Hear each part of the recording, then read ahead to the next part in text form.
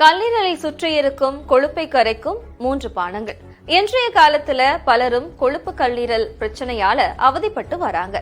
அதனை குறைக்க உதவும் 3 ஆயுர்வேத பானங்கள் பற்றி தற்போது பார்க்கலாம். முதலாவதாக ஜீரகம் ஓமம் தண்ணீர். ஜீரகம் ஓமம் தண்ணீரை காலையில் பருக வேண்டும். கல்லீரலில் படிந்த கொழுப்பை உடைப்பது மட்டுமின்றி வயிறு உப்பிசத்தை போக்க இது உதவுகிறது. இதை தயாரிக்கும் முறை பற்றி தற்போது பார்க்கலாம். 1 கிளாஸ் நீரில் அரை டீஸ்பூன் ஜீரகம், அரை டீஸ்பூன் ஓமம் சேர்ந்து கொதிக்க வைத்து வெதுவெதுப்பாக பருக வேண்டும். நெல்லிக்காய் கற்றாழை ஜூஸ். நெல்லிக்காயில் வைட்டமின் சி அதிகமாக இருப்பதால கல்லீரல் அலர்ஜியை குறைக்கும்.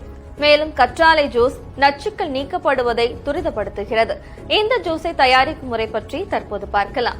20 மில்லிலிட்டர் நெல்லிக்காய் சாறு, கற்றாழை சாறு மிக்ஸ் செய்து கொள்ளவும். இதனை வெறும் வயிற்றில் குடிக்கவும். மூன்றாவதாக பீட்ரூட் கேரட் இஞ்சி ஜூஸ். பீட்ரூட்டில் உள்ள நைட்ரிக் ஆக்சைடு கல்லீரலுக்கு இரத்த ஓட்டத்தை அதிகரிக்கிறது. கேரட் கல்லீரல் செல்களை குணப்படுத்த உதவுகிறது. இஞ்சி கல்லீரல் அலர்ஜியை போக்க உதவுகிறது. இதனை செய்ய ஒரு சிறிய பீட்ரூட், 1 கேரட் மற்றும் இஞ்சி எடுத்துக் கொள்ளவும். 3ஐயும் நன்றாக அரைத்து ஃப்ரெஷ்ஷாக பருகவும். நமது கல்லீரல்ல கொழுப்பு இருக்கு அப்படிங்கிறதுக்கான அறிகுறிகளாக அடிவயிற்றில் வீக்கம், குமட்டல், வாந்தி, அஜீரணம், பசியின்மை, பலவீனமாக உணர்வது மற்றும் திடீரென உடல் எடை குறைவது ஆகியவை காணப்படும்.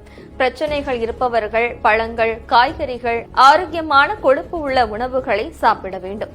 மது குடிப்பதை தவிர்க்க வேண்டும். Download ShareChat.